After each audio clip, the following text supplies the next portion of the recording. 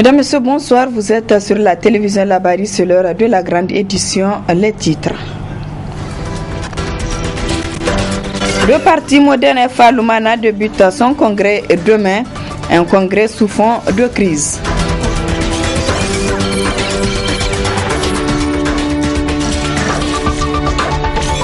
Les abonnés de la Nigélec et de la SIN contraints de payer des factures au montant élevé depuis plusieurs mois, une situation que dénonce le mouvement pour la promotion de la citoyenneté responsable MPCR.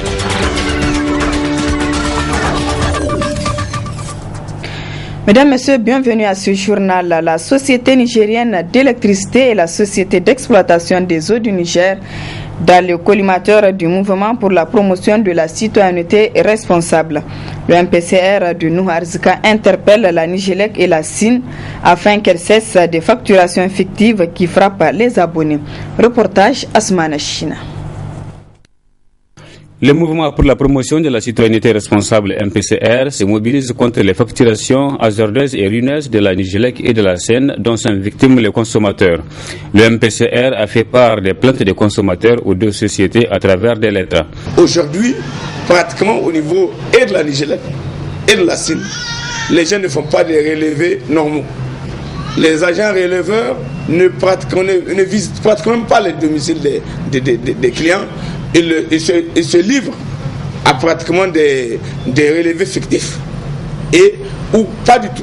Et on attend 2 mois, 1 mois et demi, 2 mois, 3 mois parfois pour venir faire le relevé, par exemple en ce qui concerne la question de l'eau au niveau de la SIN. Donc on vous fait un relevé sur une période de 50 jours. Donc lorsqu'on fait un relevé sur une période de 50 jours, forcément vous allez vous retrouver avec un niveau de consommation qui dépasse le seuil de la consommation normale. Vous savez qu'en ce qui concerne la consommation de l'eau, il y a des tranches sociales, et la première tranche, la deuxième tranche et la troisième tranche. Et les tarifs de ces différentes tranches n'est pas le même. Donc lorsqu'on refuse de vous faire le relevé dans la période normale, vous allez vous retrouver forcément en train de glisser dans les autres tranches alors que le prix de ces tranches est très élevé. À la date d'aujourd'hui, le MPCR n'a reçu aucune réaction concrète de la part de ces sociétés. À la date d'aujourd'hui, nous n'avons pas encore enregistré de réaction venant de la Nigélec et relativement à la suite à donner. Il y a eu une tentative de réaction, mais maladroite de la part de la Société d'exploitation des eaux du Niger, notamment le fait que le directeur général avait demandé à l'époque, 48 heures après notre lettre, il a demandé au directeur d'exploitation de Niamey de prendre attache avec nous et de discuter avec nous pour nous expliquer de quoi il s'agit par rapport au problème que nous avons soulevé. Alors, lorsqu'il nous a contactés, nous lui avons signifié que le problème que nous avons soulevé n'est pas un problème de l'exploitation de Niamey seulement. Donc, par conséquent, c'est pour cela que nous avons écrit à la direction générale, étant entendu que c'est un problème national. C'est un problème qui se pose un peu partout sur l'ensemble du territoire, relativement à la même pratique que les gens comment dit-on, les gens de la SIN observent.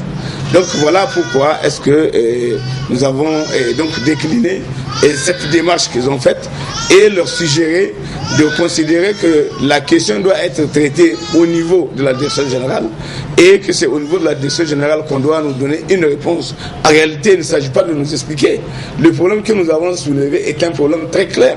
Tout en gardant l'espoir que la Nigélec et la SIN vont prendre des mesures idoines à ces revendications, le MPCR se réserve le droit d'engager des actions légales pour les obliger à se conformer à la réglementation. Nous n'allons pas dévoiler tout notre secret et avant le délai, mais nous sommes convaincus qu'en ce qui nous concerne, ils ont l'obligation de prendre en charge et de prendre au sérieux ce que nous sommes en train de dire. Parce qu'on ne peut pas, trop c'est trop. Non seulement vous avez des coupures intempestives au niveau de la Nigélec qui nous ont causé beaucoup de dégâts, qui nous ont causé beaucoup de torts, qui nous ont causé beaucoup de dommages. Et malgré tout ça, la Nigélec se comporte de cette façon vis-à-vis de la clientèle parce que tout simplement ils estiment qu'ils sont en position dominante. Nous estimons que cela est inadmissible et nous allons pouvoir utiliser les voies de droit qui nous sont offertes pour être dans la position de contraindre la Nigélec maintenant à comprendre le langage le vrai et celui de l'obligation qu'elle a de travailler à respecter les droits des consommateurs.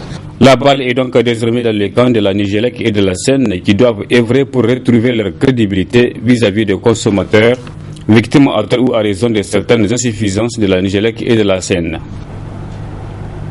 Demain, 5 avril, débute au Palais de Congrès de Niamey le congrès extraordinaire du parti Modenfa Lumana. Des assises qui interviennent à un moment où le parti est secoué par une crise, notamment dans certaines structures régionales. À titre illustratif, à la coordination régionale Lumana de Tillabéri. Reportage Ibrahim Tikiri.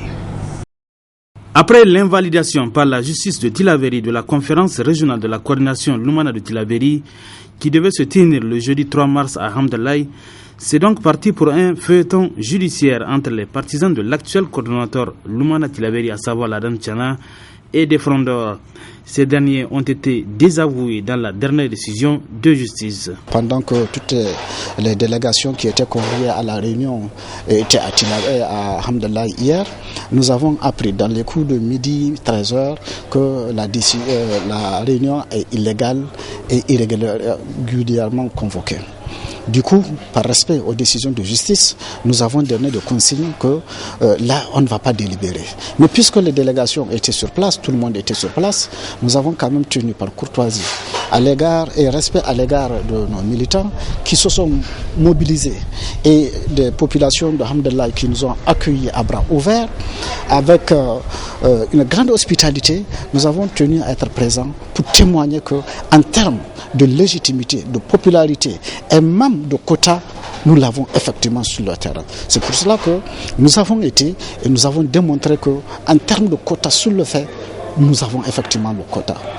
Maintenant, pour ce qui est du quorum que les autres prétendent que nous n'avons pas, eh bien, si nous, on n'a pas le quota, si on n'a pas le quorum du moins, ça veut dire qu'eux, ils ont un quorum, ça veut dire qu'eux, ils ont une majorité. Mais est-ce que, si tel est que le cas, pourquoi eux ne convoquent pas de réunion? Pourquoi ils ne viendraient pas à la réunion montrer à la face du monde qu'ils ont la majorité, qu'ils ont ce quota-là? C'est plus simple que ça. Au lieu de faire des procédures judiciaires à n'en point finir, pour une virgule, pour un point virgule ou bien pour un point majuscule, on est entré devant les juridictions.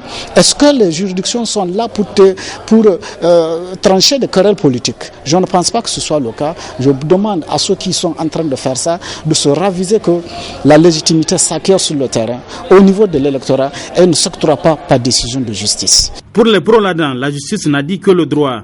Par conséquent, Ladan Tchana reste toujours président de la coordination régionale Lumana de Tillabéri. Les gens qui ont dit qu'ils ont raison, ils ont eu les 2 tiers, ils ont même dépassé les 2 tiers. C'est fou. Je défie quiconque. Parmi leurs signataires, je vous dis bien, parmi leurs signataires, il y a des gens qui ne sont pas militants de Lumana. Il y a des gens qui ne sont pas militants de Lumana, ils le savent. Il y a certains qui sont même vice-maires au titre de notre parti. Et un jour viendra où nous allons dévoiler les noms. Il y a parmi leurs signataires des décédés. Il y a parmi leurs signataires des gens qui ont quitté Lumana, qui ne sont plus Lumana. Avant les élections de 2011, ils sont générales de 2010, ils ne sont plus Lumana. Est-ce que cette personne aujourd'hui peut avoir la qualité de militant pour signer pour la tenue de la conférence régionale à Hamdalaï? Et eux-mêmes, ils n'ont pas la liste. Ils ne connaissent pas ceux qui ont la liste. La réunion qui s'est tenue à Saï, la justice les a donné raison. Pourquoi en ce moment ils n'ont pas dit que la justice a tort? En ce moment même, nous devrons parler, on n'a pas parlé. Parce que la justice a fait son travail. Même si nous estimons que nous avons raison, que la justice les a donné raison, nous on ne peut pas dire qu'ils ont raison. Et nous avons raison, la justice n'a pas fait son travail. C'est-à-dire c'est des gens Lorsque ça les arrange, la justice ne les donne pas raison, ils disent « Ah, la justice n'a pas fait son travail ». Et si la justice les donne raison, ils disent maintenant la justice est au service du peuple nigérien. Vous ne pouvez pas. Moi, j'ai toujours dit ça. Un parti a des tests. C'est avec un bureau de la coordination régionale Lumana Africa de Tillabéri divisé qui interviendra ce 5 avril 2014 le congrès extraordinaire du parti moderne Lumana Africa. Tout laisse à croire que ce parti va aborder ce week-end un nouveau tournant de son histoire. Et puis je vous donne la lecture de ce communiqué de presse du Modern Fa Lumana Africa. Le bureau politique national du mouvement démocratique nigérien pour une fédération africaine Modern Fa Lumana Africa, réuni ce jour à 4 avril 2014 en session ordinaire, après avoir entendu sur sa saisine les conclusions de la commission de discipline, conformément aux dispositions des articles 155 et 159 des statuts et de l'article 138 du règlement intérieur, et après un vote à l'unanimité des membres présents, décide de l'exclusion définitive du parti de M. Omar Hamidou Tchana, secrétaire général du bureau politique national.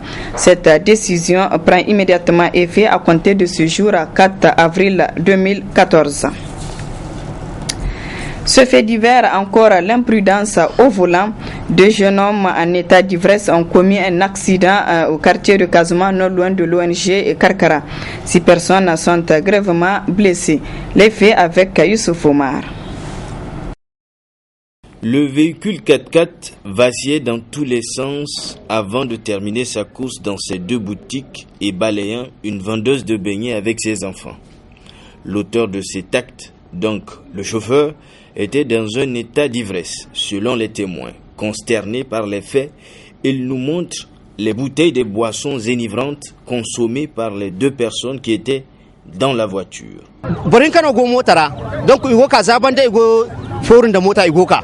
Donc quand il connaît au mota comment il sait il roulait à toute vitesse et faisait vaciller la voiture, donc il ne pouvait pas éviter le pire, car il était en état d'ivresse et plus de 6 personnes sont blessées dans l'accident. Le plus grave, c'est que les pneus du véhicule ont pratiquement broyé les membres supérieurs d'une vendeuse de beignets.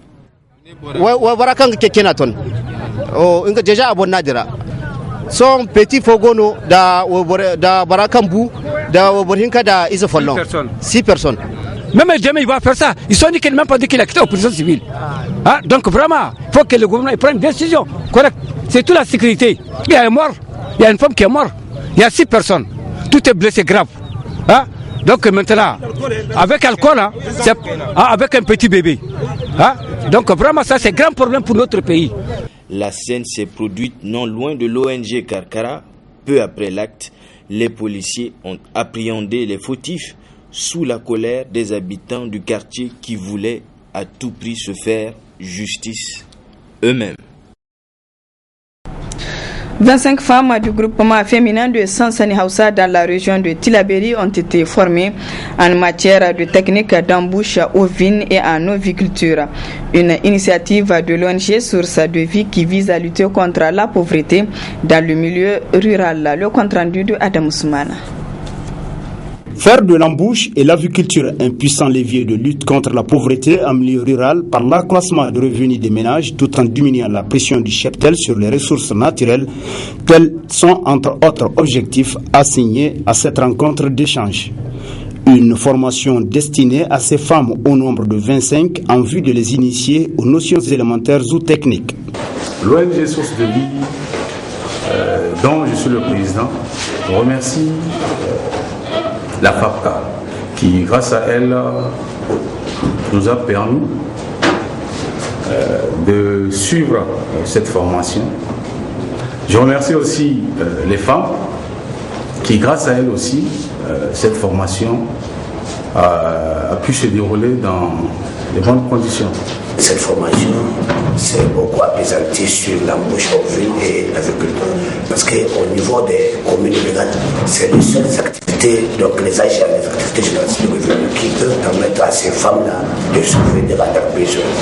Donc nous remercions encore une fois de plus la FAPCA le maire de la commune, donc de Saint-Ségamsa, du chef du village. Nous sollicitons à ce que d'autres partenaires bancaires, techniques et financiers emboîtent le pas pour que ces femmes-là puissent mettre en exerce leurs connaissances acquises ou bien puissent avoir d'autres formations sur d'autres activités encore qui émanent de leur communauté donc rurale. Une initiative douée par les bénéficiaires qui entendent user de ces techniques pour améliorer leurs prestations.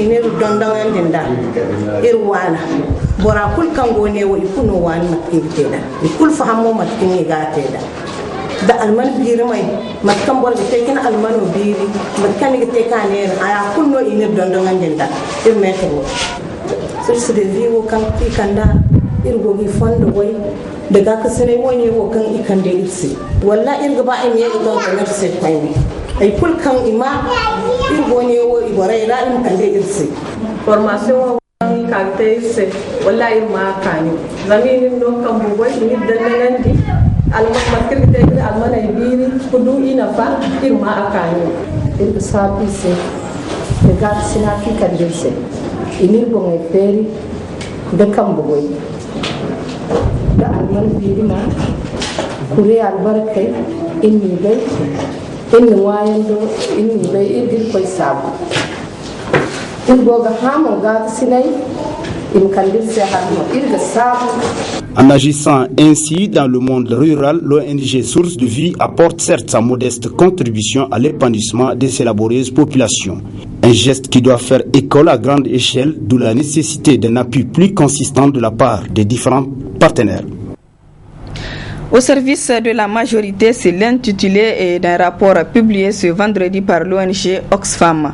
Oxfam est une ONG qui développe des programmes et partenariats notamment sur la promotion du droit à la santé et à l'éducation dans 64 pays des 93 pays où elle intervient dans le monde.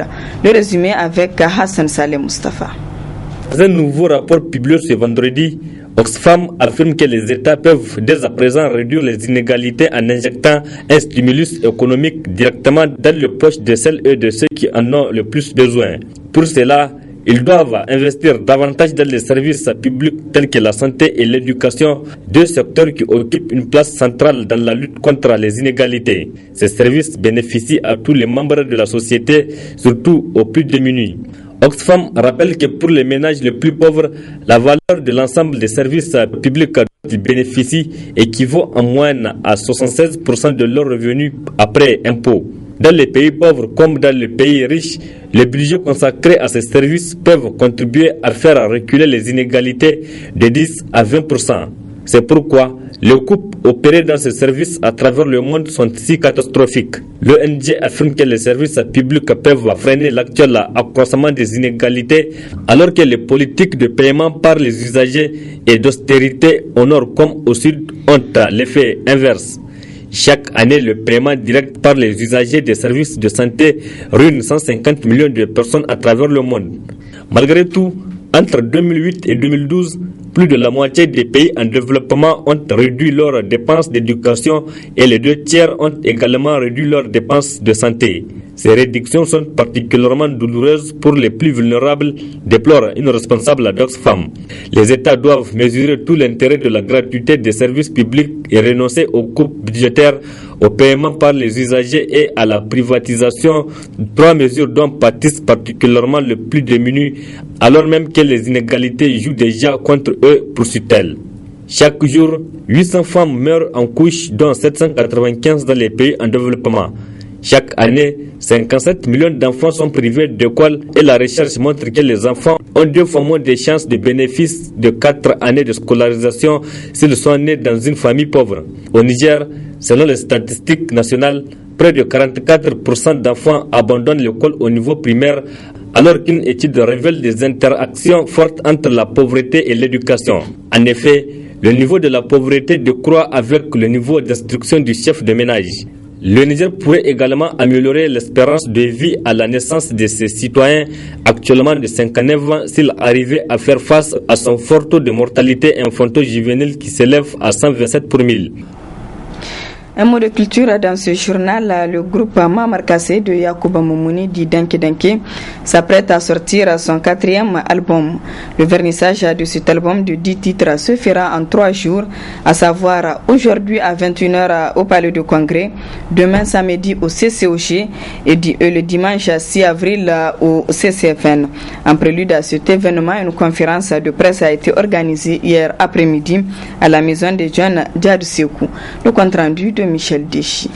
Après le succès fulgurant qu'il a remporté suite à son premier album intitulé Danke Danke en 1998, à Latoumi en 2001 et On va voir ça en 2009, c'est le titre Tabou Cisé qui est en gestation pour ce 4e album du groupe Mamar Kassé, objet de la présente conférence de presse. Si un enfant né quelque part, je pense qu'on devait le laisser qu'il apprenne des choses. C'est pour cela que je dis vraiment on devait respecter le droit d'enfant, parce que en Afrique en général c'est le père qui décide des fois. On ne peut pas donner à ton enfant à quelqu'un qui n'est pas son père ou son oncle ou le petit frère de papa. Ça c'est très compliqué.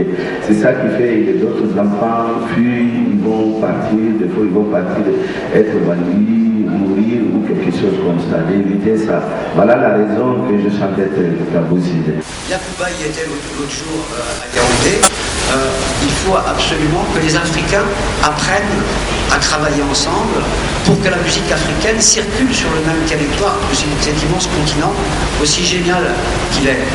Un vernissage qui verra la participation de la grande famille des artistes nigériens et celle du célèbre musicien malien Baba Salah.